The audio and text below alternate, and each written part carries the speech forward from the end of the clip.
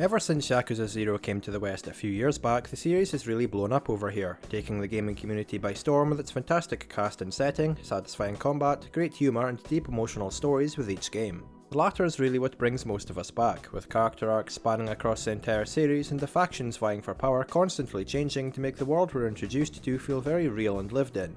The setting of Kamurocho has as much of an identity as Kiryu or Majima does at this point. As a result, the fact that the combat hasn't really changed for the most part throughout the series has never really been a problem, as it's always been quite fun and elevated by an engaging story that adds to the tension as we become invested in our protagonists' reasons for fighting. That said, I don't think anyone was against a big shake-up to the gameplay in an attempt to freshen up the series a bit, though I never expected such a drastic change as what Yakuza 7 gave us, turn-based RPG combat. Some embraced this when we first saw it, while others hated it, which is understandable, and alongside a brand new protagonist, there was a lot of anticipation to see if this next chapter of the series was going to be a smashing success or a complete failure. After playing the game for about 50 hours, I think the new combat has by and large been very enjoyable, and I'm shocked at just how well it works with the series. Even if the combat isn't your kind of thing, some series staples are better than ever, alongside a plethora of fantastic new additions. So without further ado, let's talk about what does and doesn't work with Yakuza 7. While I try and keep big spoilers to a minimum, I will be talking about plot elements detailed during the first 3 chapters, about 6 hours into the game, and I'll be showing the first 3 party members you unlock as well as spoiling some job classes and minigames, so just a warning if you want a completely blind experience.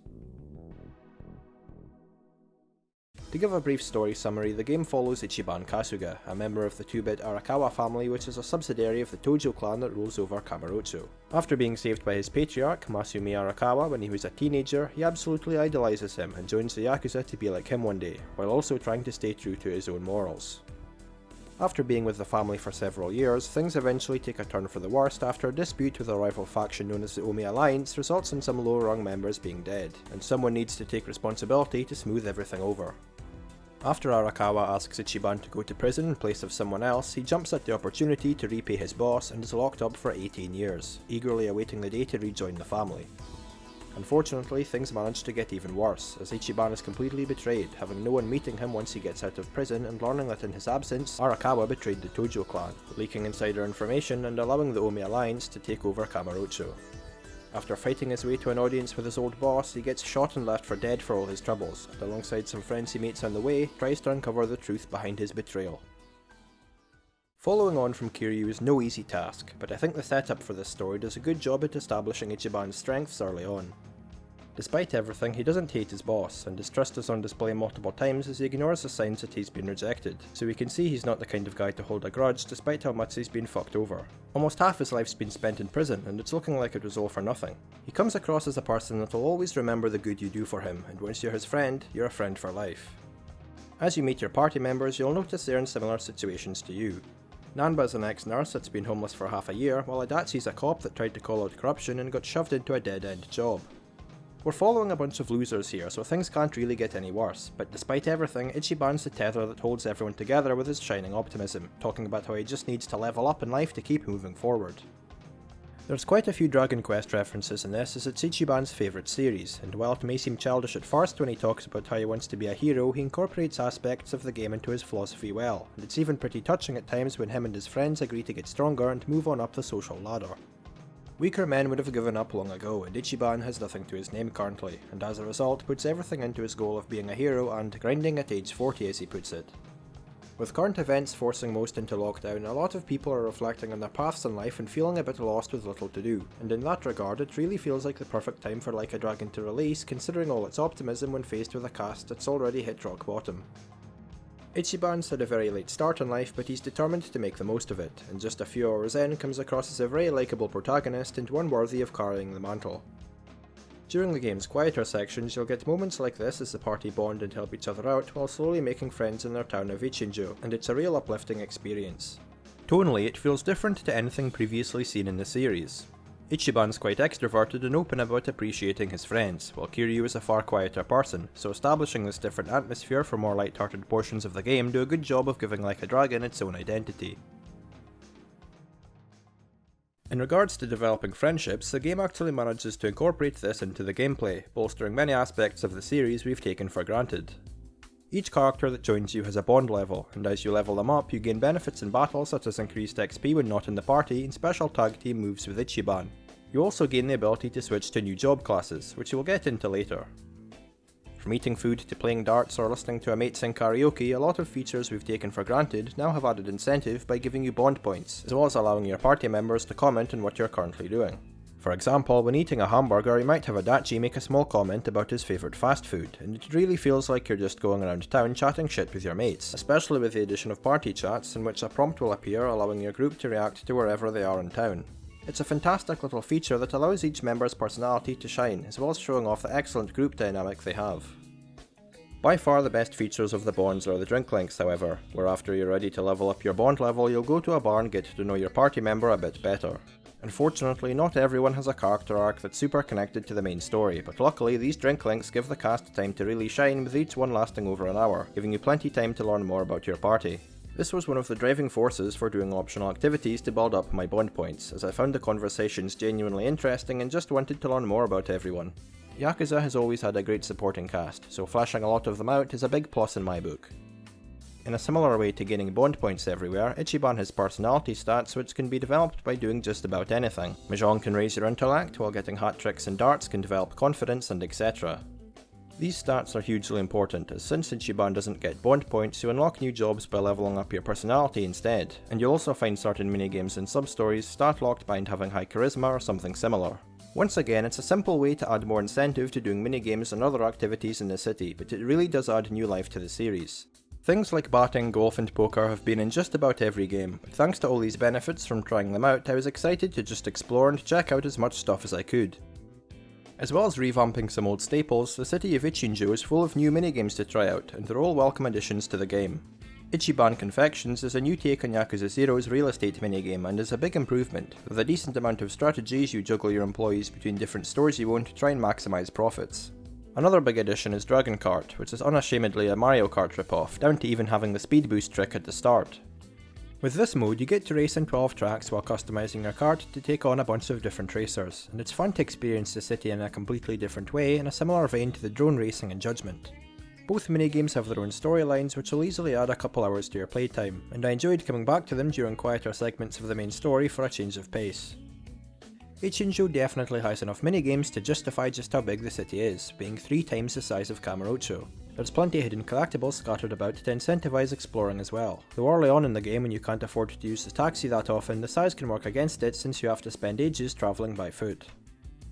With a new city to explore, this also means a bunch of sub-stories to complete, and these are some of the best the series has ever had.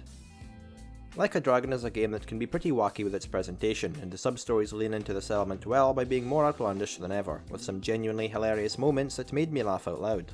To make everything better, this is also the best presentation they've ever had, with nearly every sub-story being fully voice acted, instead of just a few standout ones such as with previous games. My only complaint is that your party are rarely involved in them, which feels like a missed opportunity, but regardless, this is probably the best sub-stories have ever been, or at the very least is up there with those in Kiwami 2 and 0, which I'm very fond of. We can talk about the story, the minigames, but at the end of the day there's really just one deciding factor for many people: the combat. There's a lot to talk about here, so let's try and break it down and make sense of it all. As everyone's aware, your party and the enemy take turns attacking in this game, with various buffs, debuffs, support moves and attacks that can be used. Where the combat really shines is with the job classes, having a great amount of customization for each party member. Every character starts off as an exclusive class based on their story background, Adachi being a detective for example, but there's also a wide variety of jobs that can be learnt for everyone. The Enforcers are defense class based around taking aggro, the Musician's a bard focused on healing over time and buffs, the Idol's a more straightforward healer, you get the idea. Every character will have certain roles they excel at due to their base stats, but where this system really shines is through the classes having character skills, which are permanently usable across all jobs. Some of these skills will have great synergy with other job skills, and you're able to specialise your characters into a very specific purpose. To give an example, there are various different damage types to consider, such as slashing damage, electric damage, fire damage, you get the idea. The Chef class is one of the best magic classes in the game, which I gave to Nanba, but it has no way of dealing electric attacks, but by unlocking an AoE electrical character skill with the Fortune Teller class, I can have more versatility with my magic output. There's a lot of job classes in this, so you'll be figuring out new combinations well into the post game, meaning that if you can really get behind the customization offered here, you'll have a great time trying out new strategies right till the end, giving this system longevity far beyond what you'd expect. As with most RPGs though, this does mean you're pretty limited at the beginning and the combat will be a slog. Even I was against it to start with, but trust me, it'll get a lot better once you can switch classes and start gaining more XP. A big concern for many is that the combat would be too slow and bring down the intensity for many scenes, particularly with the bosses, though luckily there are a variety of systems used to remedy this. There's no two ways about it, the combat can be a bit underwhelming for early bosses after being treated to this super hyped dynamic intro while you have a limited moveset. For later bosses though, it's a far better experience. When you're dealing with antagonists that have been built up well, the turn-based system is narratively very fitting, as your group come across as real underdogs against legitimately terrifying villains. To emphasise this point, we also start getting bosses with multiple stages and a way higher difficulty, which makes for a more engaging time as you're doing everything you can to stay alive and whittle down the enemy's HP. Once you unlock most of your skills and have your favourites, you can assign them to shortcuts to streamline the combat, and along with your party members that have a high bond level following up your powerful attacks, you can chain a lot of moves together to make for a far more fluid, exciting experience. If you're used to RPGs, you'll find this system fast-paced, especially with the energetic soundtrack to accompany it. The battle music mostly has a lot of electronic influences with dubstep and EDM tracks, and it definitely gives Like a Dragon its own identity. A lot of work has been done here with dozens of fitting battle themes depending on the environment and group you're fighting against, always helping you getting immersed and pumped up. There are some phenomenal tracks you'll only hear once or twice, and I'm impressed with the effort gone into the game in this regard. So bosses can be underwhelming, though gradually get better as the game goes on, but how are the regular enemies? These are done in a very interesting way, as Ichiban basically hallucinates his opponents, so they take a lot of bizarre forms, from ninjas, pro wrestlers to half-naked dudes covered in lube. There's obviously no way to take this seriously, so luckily the game has enough sense to give you normal enemies for climactic story moments, but for most dungeons and battles around the city you'll get a bunch of nutjobs attacking you. Surprisingly, this is a pretty fantastic addition, as normally these kind of encounters get tedious pretty quickly, but with 252 different enemies, each with their own interesting designs and attacks, it's fun to run into these guys and watch the craziness unfold as you learn their moves. Figuring out each one's strengths and weaknesses based off their designs keeps these encounters engaging, and while the novelty will wear off once you're 50 hours in for example, the wide variety of enemy types keep these encounters interesting far longer than they have been in previous games. The system can be brought down at times though, depending on the environment you're fighting in. If you're in an area with a lot of obstacles, there can occasionally be collision issues with characters being stuck for a few moments that can really bring you out of the fight, and similarly there can be some awkward camera issues where you can't really see what's going on. It's not super common, but it happens enough to be an annoyance, and it's the kind of thing I imagine would be fixed with a sequel.